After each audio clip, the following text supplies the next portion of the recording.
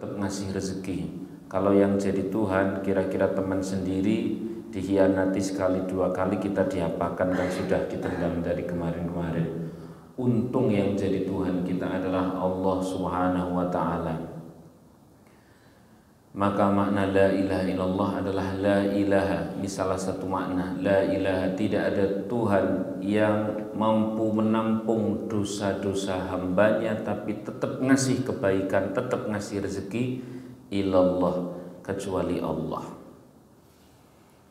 Wabil islami dina, dan kita bersyukur kita memiliki agama, yakni agama Islam, agama yang mengatur sedemikian indah pria dengan wanita menikah dan sebagainya.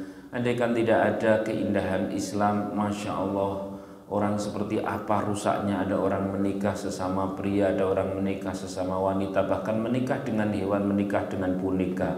Coba itu bagaimana itu? Maka kita bersyukur, raditu billahi rabba wa bil islami dina, dan yang lebih luar biasa, tak kalah luar biasa adalah wa bi Muhammadin nabiyya wa rasulah. Kita dianugerahi oleh Allah menjadi umatnya Nabi Muhammad sallallahu alaihi wasallam. Umat-umat sebelum umat sebelum umat Nabi Muhammad sallallahu alaihi wasallam, katakan di umatnya Nabi Musa alaihissalam, ketika ada orang melakukan dosa di malam hari, maka pagi-paginya maktubun fi babi darihi fulan fa'ala kada wa kada, disebutkan dalam kitab Khosaisul Muhammadiyah seperti itu. Semalam pemilik rumah ini melakukan dosa begini, begini dan begini, dan hal itu bisa dibaca oleh banyak orang. Bayangkan kalau hal itu masih terjadi, yakni tiap orang melakukan dosa lalu di pintu rumahnya itu ada tulisan baru saja melakukan dosa apa. Kira-kira pintu rumah kita sudah apa bentuknya? Kayak koran ya. Nah, untung Allah Subhanahu wa taala, wa anna hadhil ummah, adapun umat Muhammad ini sallallahu alaihi wasallam, faddalallahu bisitri, Allah memberikan keutamaan dengan ditutupinya dosa dan diampuninya. Disebutkan di dalam hadis bahwa setiap umatnya Nabi Muhammad SAW mu'afan, pasti diampuni, ilal mujahirin, kecuali para mujahir. Jangan tahu mujahir itu apa? Melem apa? Mujahir. Mujahir itu adalah orang yang dia melakukan dosa di satu ketika kemudian mencerita-ceritakan dosanya. Lakoni dosa ning kono, aku wis tahu, sing kono wis tahu. Nek urung ana sing aku urung ngono baru aku gelem itu misalnya.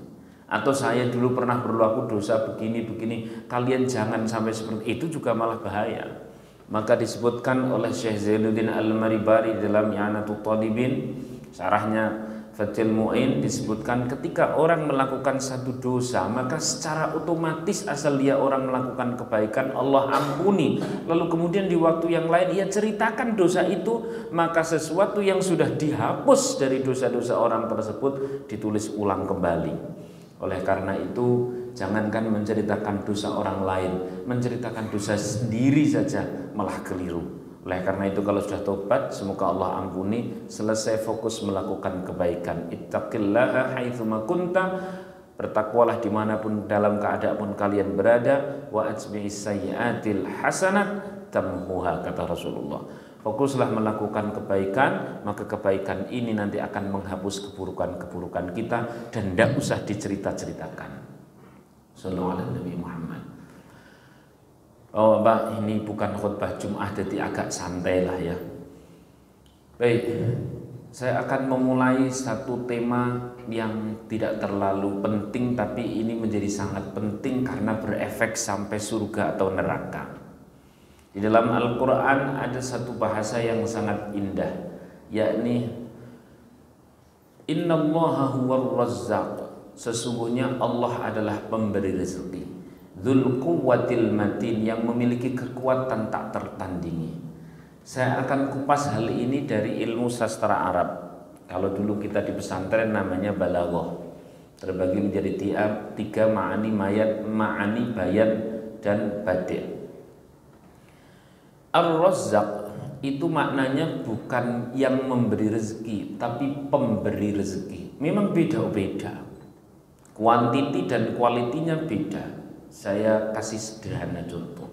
Penyanyi dengan orang yang bernyanyi itu secara kualitas bagus mana nyanyinya? Penyanyi kan. Kalau kuantitinya antara orang yang bernyanyi dengan penyanyi sering mana?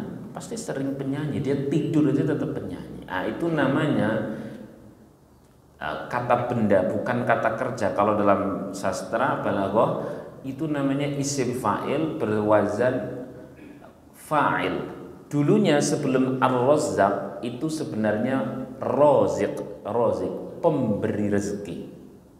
Razik, pemberi rezeki kayak tadi tuh, penyanyi, penari, terus kemudian yang pokoknya langsung menggunakan kata pelaku seperti itu. Lah kemudian dari razik dirubah itu menjadi wazan fa'al, yakni razzaq. Itu namanya sighat mubalaghah. Ada satu penekanan.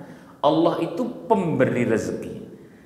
Kalau bahasa Indonesianya mirip-mirip hiperbola, saking pemberi rezekinya sampai menyingkirkan yang lain, maka menjadi innallaha huwar razzaq, sesungguhnya Allah lah satu-satunya pemberi rezeki.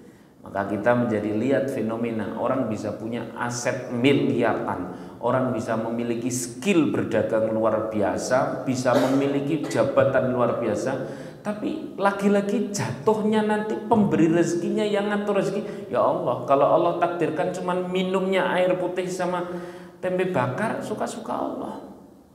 Sing pemberi rezeki Allah. Mau itu orang luar biasanya, asetnya luar biasa, kalau rezekinya cuman yang dimakan tok. Bahkan pas lagi mau makan dilelah koncone lewat, "Hei, kabare piye, Bro?" Metu. Lah itu bukan rezeki sudah. Maka innallaha huwar razzaq, sesungguhnya Allah lah satu-satunya pemberi rezeki. Ujung-ujungnya orang bisa punya apa saja, tapi nanti yang termanfaatkan untuk dia menjadi baik, maka itu suka-suka Allah. Dari situlah mau serepot apapun kerja, serepot apapun di tempat, di pasar atau di kantor, kalau sudah sang pemberi rezeki memanggil, tinggalkan semua. Karena bukan kerja kita, bukan jabatan kita, bukan banyaknya aset dan dagangan kita, tapi nanti ujung-ujungnya yang ngatur rezeki Allah juga. Suka-suka Allah, orang tidak punya apa-apa, kalau Allah panggil bisa haji, banyak contohnya. Suka-suka Allah, orang punya apa saja, kalau tidak dipanggil untuk haji nggak sampai juga. Atau haji tapi nggak pakai ilmu, ya. Haji tapi nggak pakai ilmu. Haji nggak pakai ilmu sampai sana apa? Yo, iya, jalan-jalan sebagainya. Allah nggak kasih rezeki di sana bisa 5 waktu berjamaah. Cuman Allah kasih saja muter-muter di sana, ya Allah. Intinya innallaha huwar razzaq, sesungguhnya satu-satunya yang ngatur rezeki adalah Allah. Oleh karena itu kalau sudah jadwalnya ibadah, jadwalnya menghadap kepada Allah, menghadaplah. Kata Imam Syafi'i, kesungguhanmu dalam bekerja tidak akan menambah jatah rezekimu. Nah, terus berarti kita tidak sungguh-sungguh, silahkan sungguh-sungguh, tapi bukan dalam rangka mengatur pemberi rezeki, melainkan dalam rangka ibadah kepada pemberi rezeki. Ini beda. Nah, Bapak-bapak, ibu-ibu rahimakumullah, menegaskan hal ini, maka di dalam Islam itu ada istilah namanya rezeki min haitsu la yahtasib. Disebutkan dalam tafsir Sawi, di bawahnya tahta qaulihi rizki min haitsu la yahtasib, rezeki yang datangnya tak diduga-duga, itu bawahnya ada satu ungkapan demikian. Allah enggan ayyarzuqallah illa min haitsu la ayyarzuqallahul mu'min illa min haitsu la yahtasib.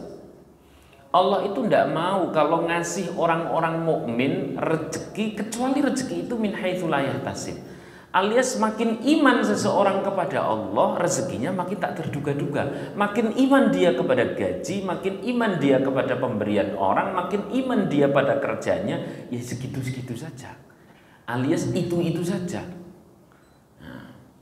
Dan tidak akan memberdayakan menuju Allah. Tapi kalau min haitsu la yahtasib, bukan masalah sedikit atau banyak, tapi membuat seseorang menjadi melesat menuju sang pemberi rezeki atau tidak. Kalau banyak-banyak kan, Masya Allah, jenengan sudah tahu Qarun. Korun itu kalau keluar rumah dia disertai oleh 4.000 pengawalnya, 300 pembantu putri, 300 pembantu putra, kemudian unta-unta yang membawa kunci perbendaraannya. Kata ahli tafsir begitu. Saya pernah ke kota Fayum di Mesir. Di sana ada Nahru Qarun. Saya saksikan sendiri Nahru Qarun atau Bengawan Qarun itu memang dulunya tempat di mana Qarun dibenamkan. Kekayaannya luar biasa, Masya Allah. Nah, ada lagi selain Qarun yang cuman sugih tok tapi ndak aman, sugih tok tapi kekayaannya, rezekinya itu justru menghalangi menuju sang pemberi rezeki. Padahal substansi rezeki itu kan sebagaimana substansi manusia dilahirkan. Manusia dilahirkan buat apa? Wa ma khalaqtul jinna wal insa illa liya'budun. Tidak aku ciptakan jin dan manusia kecuali untuk ibadah. Berarti diberinya rezeki buat alat ibadah. Kalau ada rezeki menghalangi ibadah, itu bukan rezeki namanya, itu ampas rezeki. Digulung seketika atau dikumpulkan dulu lalu digulung lebih sakit, itu ampas rezeki. Ya, saya bahasakan Qarun dulu yang ada tadi di surah Qasas itu. Nah, ada lagi namanya Qurtus di dalam surah Kahfi. Tidak disebutkan di Al-Qur'annya tapi disebutkan di tafsirnya. Ada dua bersaudara, Yahuza sama Qurtus. Kalau Qarun dari jenis saudagar, kalau Qurtus ini dari jenis petani. Dia memiliki dua kebun yang sangat luar biasa, dikelilingi oleh pohon kurma, di tengah-tengahi oleh sungai yang menjadi pengairan. Kalau Qurtus mengatakan hari ini tidak ada penjualan sekota, tidak makan semua.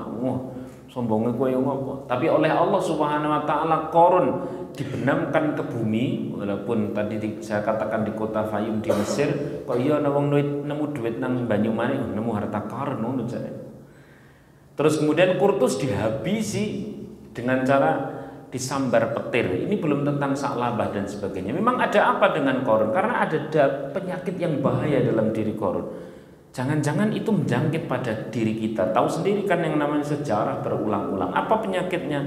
Qarun mengatakan, innama utituhu ala ilmin indi. Aku dikasih semua ini. Maaf, innama utituhu ala ilmin indi. Ini semua hasil kerja kerasku. Ini semua karena kepandaianku, timku, circleku, relasiku, jabatanku, keuanganku, adminku, kuku yang lain. Dari keakuan akan menuju keangkuhan, maka menjadi Qarun.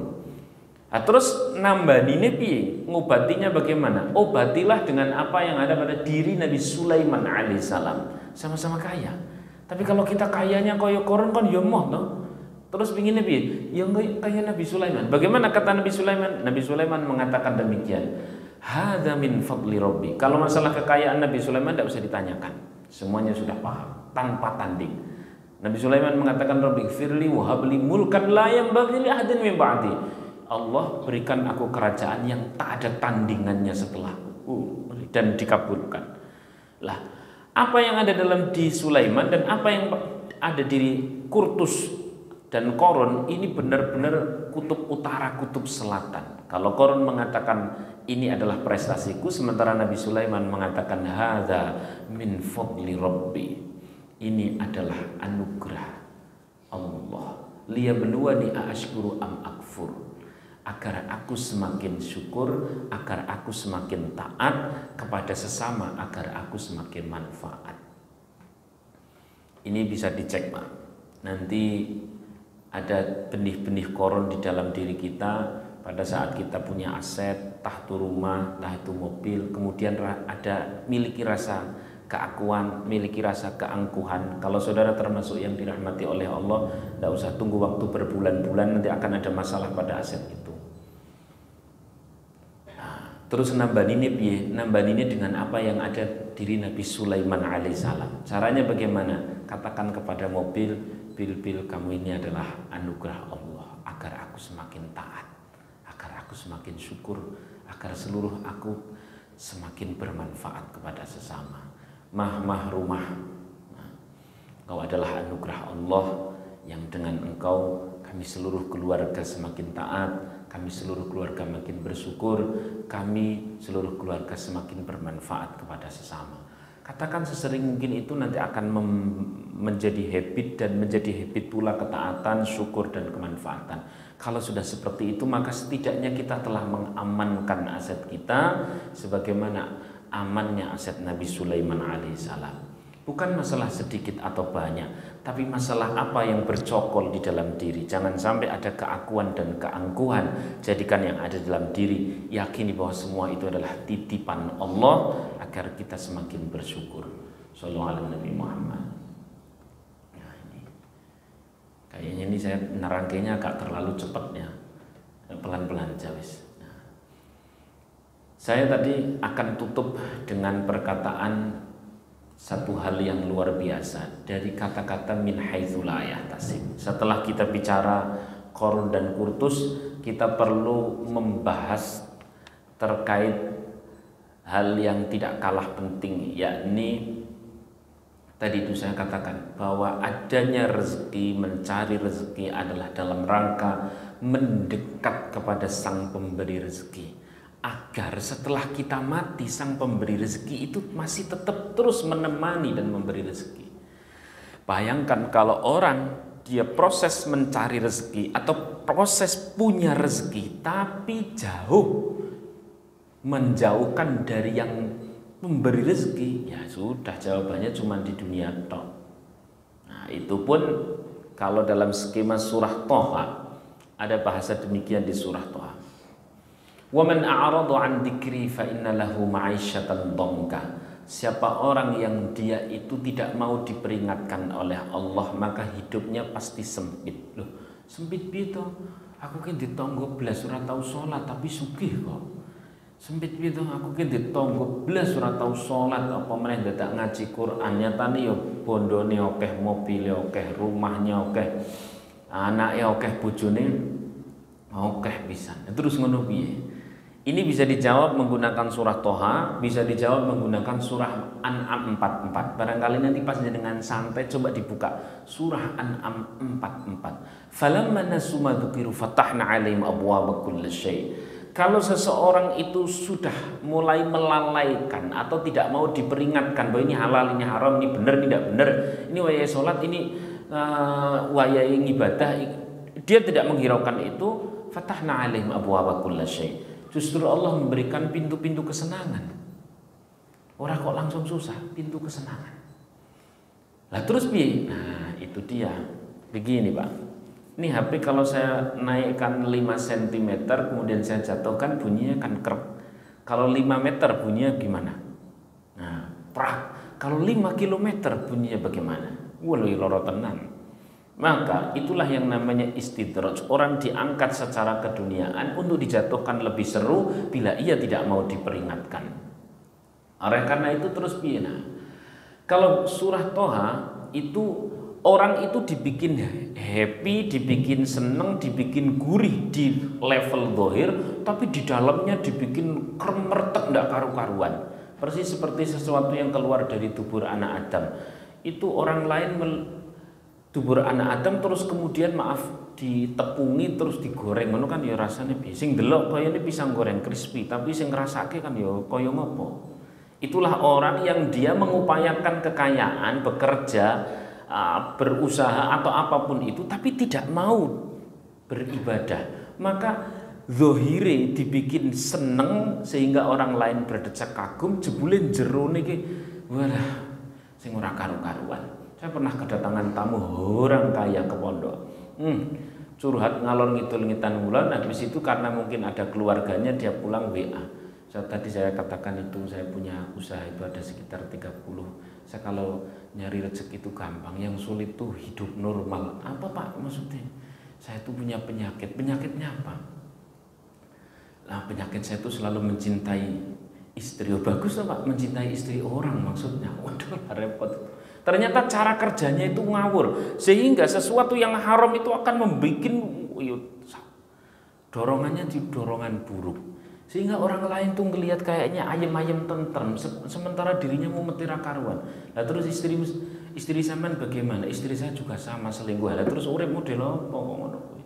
Sakake bondo ya ora penak. Maka orang lain melihat kayak pisang goreng crispy sementara dirinya kacau ndak karu-karuan.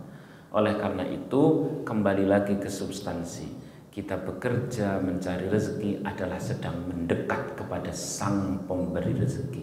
Itu kuncinya. Apa yang ada hari ini, perception of assessment, pencapaian yang hari ini, jangan sampai kita akuisisi, tapi itu adalah anugerah ilahi yang sudah seharusnya membuat kita semakin syukur, semakin taat, semakin baik. Instalkan itu pada diri kita, instalkan itu pada anak istri kita, instalkan itu pada seluruh keluarga. Semoga kita bukan mewarisi Qarun tapi mewarisi Nabi Sulaiman alaihissalam. Amin Allahumma amin. Demikian, semoga ini menambah wawasan kita. Kata kuncinya adalah tambah rezeki, kudu tambah syukur, tambah taat. Proses bekerja seperti ini harus menjadi proses mendekat kepada pemberi rezeki, bukan menghalang-halangi rezeki, apalagi berbuat dosa. Karena kalau sampai kita berbuat dosa padahal dunia kita berada, maka itu namanya istidraj, dinaikkan lebih tinggi untuk dijatuhkan lebih seru. Na'udzubillahi min dzalik. Semoga kita menjadi pewaris Nabi Sulaiman, bukan pewaris Qarun. Amin Allahumma amin. Al-Fatihah. A'udzubillahi minasyaitonir rajim. Bismillahirrahmanirrahim. Alhamdulillahirabbil alamin. Iyyaka na'budu wa iyyaka nasta'in. Ihdinas siratal mustaqim. Siratal ladzina an'amta 'alaihim ghairil maghdubi 'alaihim waladdallin. Amin. Assalamualaikum warahmatullahi wabarakatuh.